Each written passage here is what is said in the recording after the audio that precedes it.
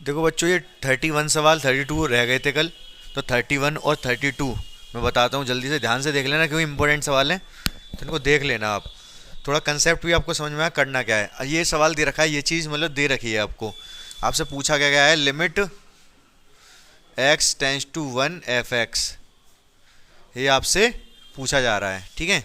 Limit x tends to 1 f x पूछ रहा है और ये दे रखा है। तो कैसे करेंगे इसको सॉल्व हम? इसको सॉल्व कैसे कर सकते हैं? हम्म एक्स की जगह क्या डाल दोगे? 1? नहीं, यहाँ पर तो 1 डाल दो, डाल देते आप, लेकिन ये कुछ इस तरीके से दे रखा है ना। Limit x tends to 1 f, इसकी वैल्यू पूछ रहा है। एफ एक्स आपको दे थोड़े ना रखा है, क्या है? आपको एफ एक्स दे नहीं रखा, क्या है?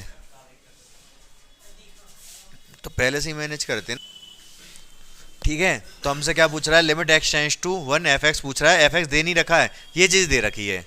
तो कैसे निकाल सकते हैं? मतलब कुल मिला के limit x tends to 1 f x पे पहुंच जाए, एफ एक्स पे पहुंच जाए, तो कर सकते हैं हम ये काम तो बहुत आसानी से।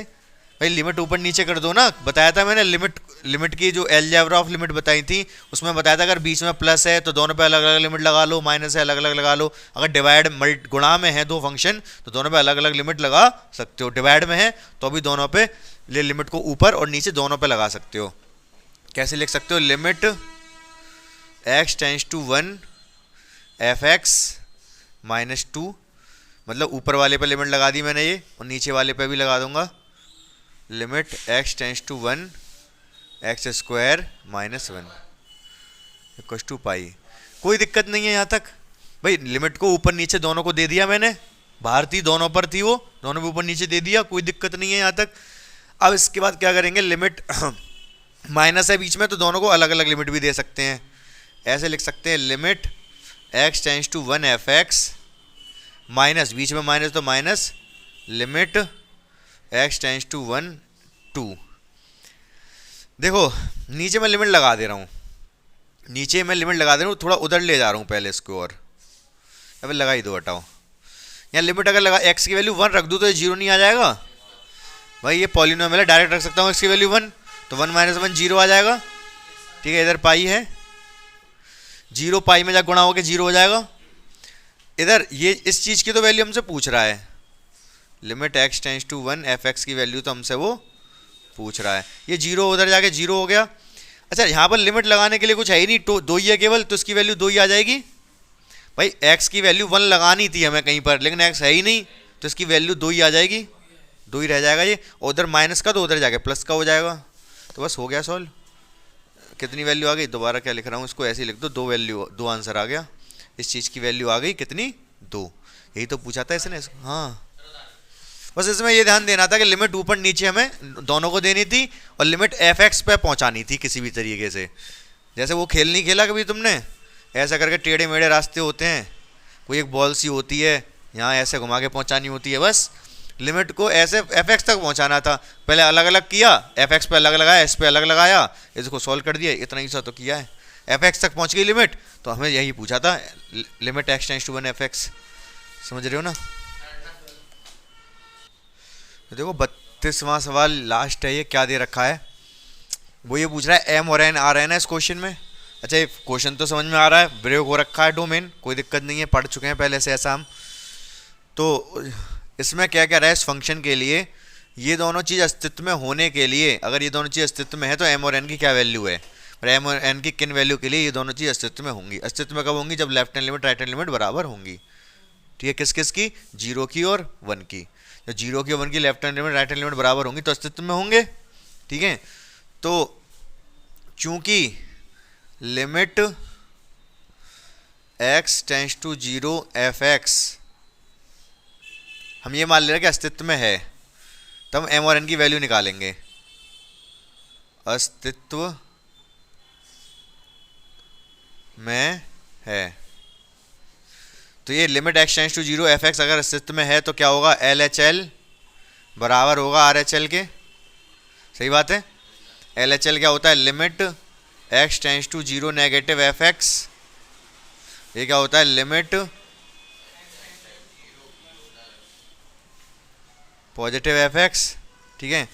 0 नेगेटिव, 0 नेगेटिव का क्या मतलब है? जीरो से थोड़ा सा पहले कौन सा फंक्शन लगाऊंगा? हैं?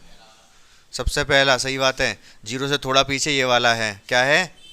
M x square plus n, ये एक्स है, ठीक है, equals to limit x tends to zero positive. Zero positive पे कौन सा लगाऊंगा? सबसे नीचे वाला, limit x tends to zero positive n x square plus m, सही बात है। अब x की वैल्यू जीरो डालूंगा तो यहाँ से n बचेगा, यहाँ x की वैल्यू जीरो डालूंगा तो यहाँ से जी तो कट जाएगा n स्क्वायर, यहाँ से m बचेगा, तो m बराबर n। एक कंडीशन आ गई कि जीरो पर अस्तित्व में इससे, कहाँ पर? ये चलो कोई बात नहीं, ये बात समझ में आई आपको? m बराबर n आ गया।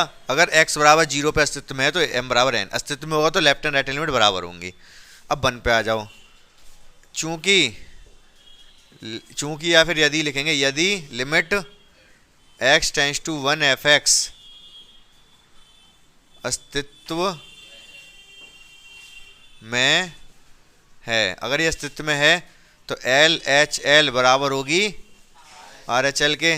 एल एच एल क्या है? Limit x tends to 1 negative f x, ये क्या होगा? Limit x tends to 1 positive f x. 1 negative के लिए कौन सा वाला लेंगे? ये आपने गलत दिलवा दिया यहाँ पर। जीरो पॉजिटिव पे कौन सा? तीसरा वाला लेंगे? नहीं, दूसरा वाला। जीरो पॉजिटिव, ये तो 1 पॉजिटिव पे आएगा ना, x ग्रेटर देन 1 है ये तो। जब x की वैल्यू जीरो से बड़ी है और 1 से छोटी है तब ये है। जीरो से छोटी के लिए ये और जीरो से बड़े के लिए ये आएगा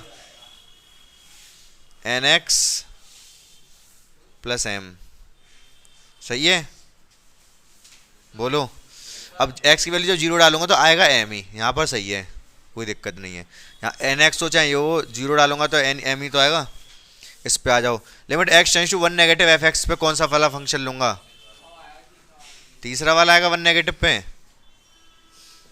1 नेगेटिव 1 से छोटा, x की वैल्यू 1 से छोटी है, कौन सा वाला? पहला वाला। क्यों यार? देखो 1 से, जब x की वैल्यू जीरो से बड़ी है 1 से छोटी है, 1 से, जब x की वैल्यू 1 से छोटी है तो ये वाला है, तो 1 नेगेटिव मतलब 1 से थोड़ा सा छोटा ही तो हो गया, तो 1 से छोटी है तो यही वाला लोगे। और इसमें क्या कह रहा है? 1 से बड़ी है, 1 प्लस मतलब 1 से बड़ी, 1 से बड़ी तो ये वाला लेना ही होगा फिर तो। 1 से बड़ा तो क्या आ जाएगा? Limit x tends to 1 positive n x की पावर 3 प्लस m, तो 1 डालेंगे, वैल्यू 1 डालेंगे तो कितना आएगा? n आ जाएगा ये, प्लस ये वाला m। यहाँ पर अगर 1 डालूंगा तो ये 1 n आ जाएगा प्लस m, सही बात है? ये तो दोनों बराबर आ गए। यहाँ से तो कुछ कंक्लूजन निकला ही नहीं, यहाँ से तो कुछ कंक्लूजन ही नहीं निकला, समझ पा रहे हो? मतलब 1 पे तो एग्जिस्ट करेगी लिमिट, चाहे m और n की कुछ भी वैल्यू डाल लो। यहाँ से m और n का कुछ मान ही नहीं निकला भाई, n से n कट गया, m से m कट गया, 0 बराबर 0 आ गया, तो यहाँ से कुछ फ़ायदा नहीं हुआ। यहाँ से थोड़ा सा फ़ायदा हुआ था, इतना तो पता चल गया था कि अगर x टेंस टू 0 पे अस्तित्व में है तो m और n बराबर होने चाहिए। अगर x टेंस टू 0 अस्तित्व में है तो m और n बराबर होंगे तभी अस्तित्व में होगा। लेकिन 1 पे अस्तित्व होने के लिए कुछ कंडीशन नहीं आई, मतलब 1 पे तो अस्तित्व में होगा ही, चाहे m और n की जो वैल्यू हो, चाहे m और n की जो भी वैल्यू हो, क्योंकि यहाँ से कुछ कंडीशन ही नहीं निकली। बात समझ पा रहे हो अब मेरी? 100%। आंसर सिर्फ इतना है कि x limit x tends to 0 पर अस्तित्व में होने के लिए m बराबर n होना चाहिए। अगर m और n बराबर हैं तो 0 पे अस्तित्व में होगा, और अगर कहीं 1 पे अस्तित्व में होने के लिए क्या होना चाहिए कि 1 पे अस्तित्व में तो होगा ही, m और n की कुछ वैल्यू रख लो, 1 पे तो अस्तित्व में होगा ही, चाहे m और n की कुछ भी वैल्यू रख लो, क्योंकि यहाँ से कोई कंडीशन निकल के नहीं आई। समझ पाए मेरी बात को? ठीक है, तो इस तरीके से ये वाली मैंने एक्सरसाइज पूरी करा दी आपको। ठीक है, एक्सरसाइज पूरी हो गई ना, ये आपको रिवाइज करना है, प्रैक्टिस करनी है, जितनी प्रैक्टिस कर सकते हो उतनी प्रैक्टिस कर लो। और अदर क्वेश्चन मैं बता दूंगा आर डी शर्मा वगैरह से। ठीक है, दूसरे वाले बैच में आर डी शर्मा से करा रहा हूँ मैं, आप चाहो तो वीडियो देख सकते हो लिमिट्स के। ठीक है, वहाँ पर आर डी शर्मा से 2 क्लास हो चुकी हैं, उनके वीडियो देख लेना, आना चाहो आ भी सकते हो। चलो बताता हूँ। तो बाकी बताता हूँ। देखो यहाँ पे मैंने लास्ट में लिख भी दिया है ये, जब m बराबर n होगा तब लिमिट, यहाँ से कंडीशन ये निकल के आई ना m और n बराबर होने चाहिए, तो मैंने लिख दिया अतः जब m बराबर n होगा तब limit x tends to zero f x अस्तित्व में होगी या होगा या होगी। और फिर यहाँ पर क्या लिखा, क्योंकि जीरो बराबर जीरो आ गया, कोई कंडीशन ही नहीं आई, मतलब अतः m और n के किसी भी मान के लिए limit x tends to one f x अस्तित्व में होगा।